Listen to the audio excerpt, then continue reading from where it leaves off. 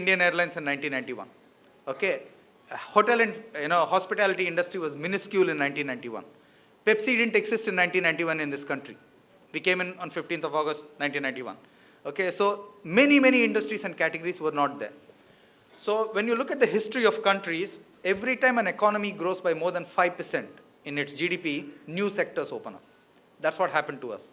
So as new sectors open up, loyalty of employees to a company drops dramatically. Okay, why is that? Young people have a huge aspiration, what I call hurried aspiration, to get material benefits. So somebody who's 5 years into work life wants to have a very good car, wants to have a good house, wants to have a good vacation, etc. How does he do that? He takes easy loans which are available today compared to 1991. So he has an EMI to fulfill. So every time an employee's EMI is more than 25% of his take-home salary. Assume his salary per month is 100 rupees. If his EMI replacement is more than 25 rupees, he is in the job market looking for the next job which will give him 110 rupees. And the reason is he's so scared, he wants that EMI to be less than 10% of his salary. That's the reason he does that. So now when you have people shifting every 2-3 years, okay, now what happens when people shift every 2-3 years? Middle management starts doing jobs of junior management. Senior management starts doing jobs of middle management. Nobody is thinking about the future. So if you really want a robust company, you need a very strong middle management, because they are the people who are the masters of execution. Okay, and that's the reason why a lot of people are placing an emphasis on retaining employees today, through training, through X, through Y, through Z, whatever it is. Okay, and that's why the employee first philosophy, which Vineet Nair so eloquently put down in Harvard, has really become big. Okay, because people are coming in through the door in the morning and leaving, you don't know whether he'll come back tomorrow morning. He's gone. That's the reason why this happened. See,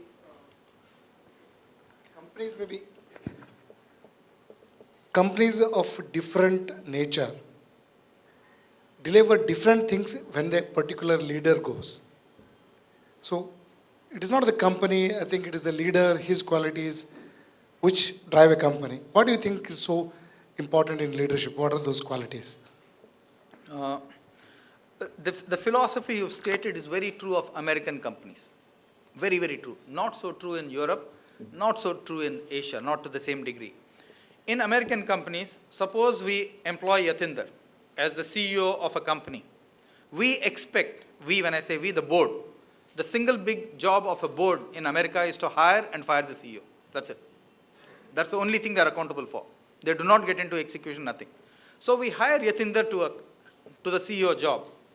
In America, people expect Yatinder to bring his own team.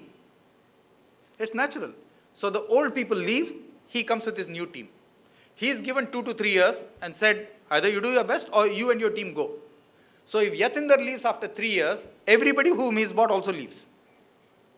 Okay, because Americans very good at managing quarter-wise, etc. Okay, that's that philosophy. Okay, but there are many American companies where there's a lot of heart, okay, in managing it, and Pepsi is one of them, without a shadow of doubt. Indian companies are not like that. Indian companies, we really look up to our leaders. We want our leaders to lead us. The challenge with that is the loyalty to the leader or the institution. Good leaders build the institution first before they build loyalty to themselves. Okay, and that's what I would really submit, that any time you do anything, you must always say what's right for the company should come first, what's right for the team should come next, and what's right for the individual should come third. When you get that order wrong, that's when you have hero CEOs, okay, and companies disintegrate. Okay, so the institution is what needs to be built.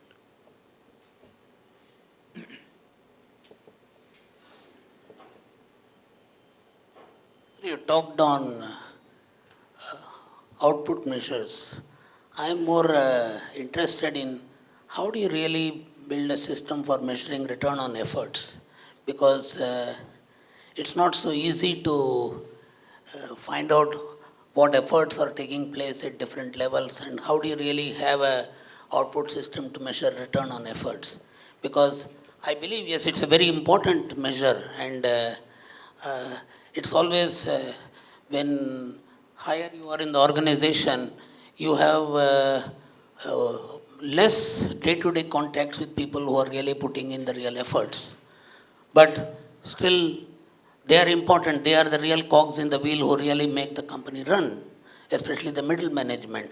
How do you really find out who is really the guy who is putting in the effort and that's bringing in the real effort? And how do you measure efforts, Yeah. return on efforts? That's a very good question and a fair question. The thing is, if you're connected to your organization at every level in the team structure, this is something which Dale Carnegie teaches you in the Dale Carnegie Institute, and a very simple thing.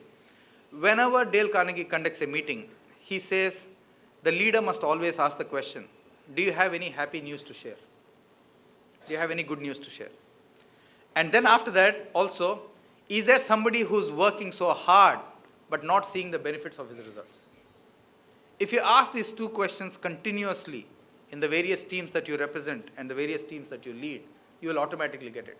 I've done it many times when you say, okay, is there any good news? Somebody says, you know what, Shiv, my daughter got admission into MBA. Believe it or not. Then somebody says, you know, my mother came back from hospital. You know, then suddenly you open up a completely new dimension of your relationship of the person with the organization. It's completely different. And that's how people become more open and friendly to share these kind of things. And then they start telling you, you know what, Yatinder is working very hard, but I don't think he's happy at this point of time. So which clearly means that his effort is not really appreciated. Then somebody has to reach out to him. Okay? That's the only way to do it, sir. Through really good, honest engagement. There's no other answer.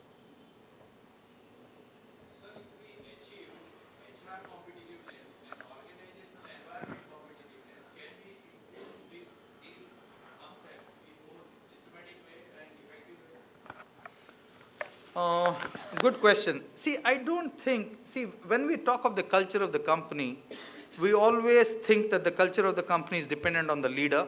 In one part it is. We always think the culture of the company is dependent on the board of directors. We always think that the culture of the company is dependent on the HR team. No. The answer is no to all of them from my side, in my experience. The real culture of a company is determined by the top 10% of managers and leaders in that company. Remember this. It's not one or two people. So in Pepsi, if we have 6,500 people, 650 people determine the culture of the company, the top 10%. Because they are the people everybody in the organization is watching very closely. If one person is fine, they're not okay. Two persons are fine, they're not okay. They want to see a much broader celebration and practice of values and culture. When the top 10% of managers in a company, contribute to the culture and practice the culture, then the rank and file will say, this culture is what Pepsi stands for, or this culture is what the company stands for. Just 4 or 5 people doing it will not help. Yes, thanks a lot. I think very touching. I was little impressed about the diversity factor. I used to work for a public sector about 25 years back. It was natural. I work in a multinational, I see it a natural phenomenon, but the struggle is with Indian companies, family managed companies and professionalized companies. Huge challenge. And I'm sure many of the audience here will be going through that. How do we build it up? It's not easy. I always select a person who is shorter than me, less competent than me, or less diverse than me. I always like to pick from my community, my college. So these are the challenges we face. How do we overcome that? Yeah, that's a fair point again. See, 2 things you cannot give up on. A company has no choice but to grow.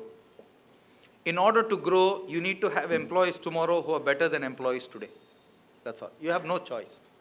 Okay? If you don't do that, a company will die or on its path. Think about all the big companies of India 20 years ago. A lot of them don't exist. A lot of them don't exist. I don't want to go into names. A lot of them don't exist.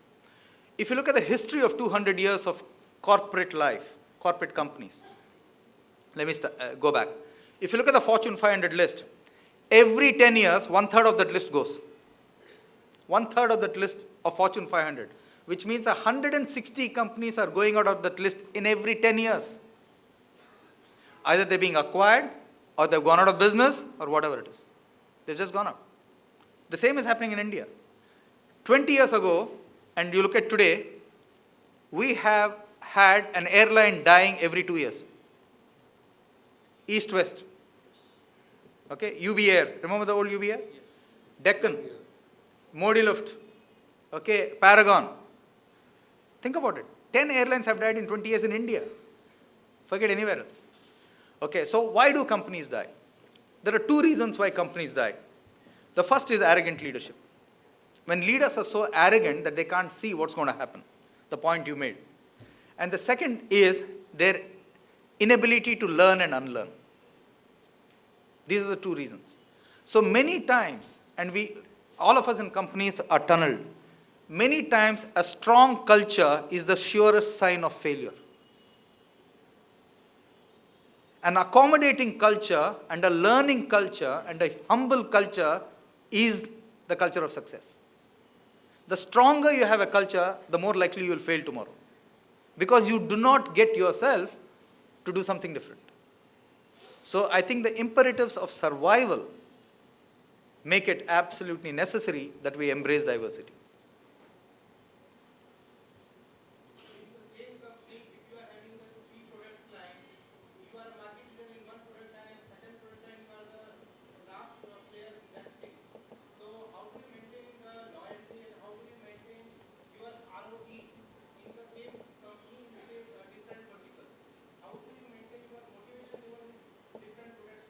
Yeah, that's a very good question. Thank you for asking that. See, let's take, suppose, in the state of Gujarat, you have 3 product lines. Let's take toothpaste, let's take mouthwash, and let's take toothbrush. Related categories, most companies have it. You're market leader in toothpaste, you have no share in mouthwash, you're okay in toothbrush. The people you put into a low share market for the task have to be the highest energy people who can walk through walls for you. They are not the guys who will externalize and tell you, I can't do this because somebody else didn't do this, I can't do this because the government said this, etc. You need people with high confidence and self-worth in low market share and low category share areas. Next, you have to clearly tell them, boy, your job is 18 months. After that, I will move you to a good territory. Don't worry. Do your best for 18 months. Most people are scared because they say, I will get lost in the system. I will grow from 4 share to 5 share, which is extremely difficult, but nobody will reward me. So what you need to tell him is, go from 4 to 5, 4 to 6, I back you. Once you've done that in 18 months, I will take you and give you a posting of your choice. If people work that hard for you, you also need to give them the benefits of that. And many organizations just forget that. So shorter tenures, clear targets, clear prize or reward. That's what I would do.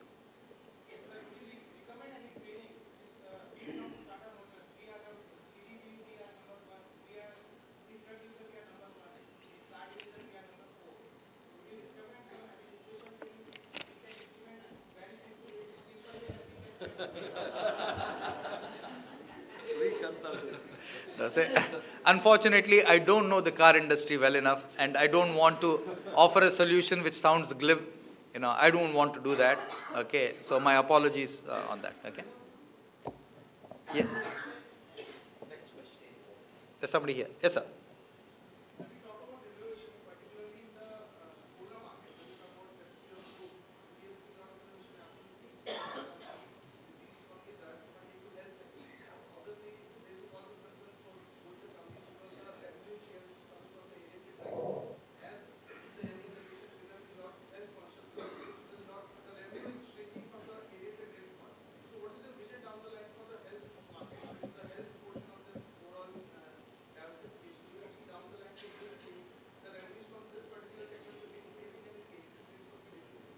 No, so I think, consumers like choice, consumers have a choice. And consumers go to brands and go to categories for reasons which appeal to them. For example, let's go another extreme. Most governments have banned the advertising of tobacco for the last, I don't know how many years. Have young people stopped smoking tobacco? They haven't. Okay, there's a different way that they have gone to the category. So I believe that, yes, the obvious opportunity of going to health drinks and wellness drinks is there.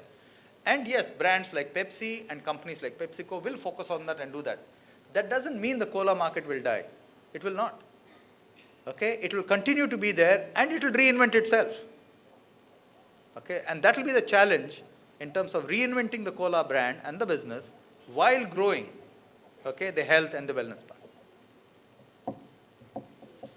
Basic question is that if with the shrinking of agricultural land and the availability price going up, we will not have a future generation shifting towards the agriculture because it will be suppose total feed cost 15,000 rupees. And product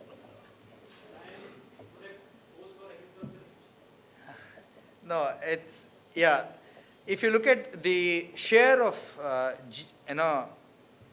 agriculture in our GDP, it has fallen a lot. Yeah, it's about 15%. But that's also the natural evolution of society. Okay, for example, out of 100 rupees salary, 10 years ago, people spent 65% on food. Food, beverages, and tobacco was 65%. Today, the same number is 43%. The salary has moved up a lot. But equally, agriculture gives you the benefit of doing value-added innovation. Today, very few housewives make pickle in their house. Okay, so there's a processed pickle which comes into play. Very few people make, let's take the chips at home. Okay, they buy chips outside, etc. So while the basic agriculture might be challenged, the value-added part is immense. So take milk. There's milk market, there is curd market, there is ice cream market. The whole area has opened up dramatically. Okay, so I don't think that, that agriculture has lost as much as you need to move up the value chain. Last Good evening, question. sir. Okay. Last question. Last question from me. Good evening, sir. Actually, I was like wondering, thinking about your all the sharing of conquered generation and this thing. So I was wondering how you started your journey and then you got a very big position, chairman and CEO. So what is your final message to this generation? Maybe one American thing in a different way, or maybe India is somewhere at different positions. So what is your message for young generation, maybe to achieve your position one day? Okay, so I would say the first thing is you must always choose a job that you are happy with and proud of. Rule number one. If your job is not your hobby, you'll never excel at it. You'll never ever excel at it. Second, in the first 10 years of your career, learn as much as you can. Your contribution does not happen in the first 10 years. Your contribution happens much later. Try to learn as much of what you can wherever you are there. Third, be loyal to your boss, to your team, and to the institution that you work for. Okay? Fourth is something David Ogilvy said. Hard work never killed anybody. Laziness killed a lot of people. Work very hard. If you work hard, the only thing which can stop you is bad luck. And bad luck can happen. If you work hard, the only thing which can stop you is bad luck. But most times, if you work hard, luck goes your way. Okay. So maybe one more thing. What motivates you work every day means? Is the kind of thing which maybe it's different to ask to one CEO maybe, but I felt like asking, so I'm asking. Yeah. Somebody asked me this question about 3-4 years ago. It's the same answer. What motivates me to come to work every day is the chance to stay relevant. If I'm not relevant today, if I'm not relevant tomorrow, okay, I will die. Okay, people will not respect me. My team will not have no regard for me. So, I came here. I knew that you might not clap for me, so I bought my Pepsi team. So they'll clap for me at the end of the day.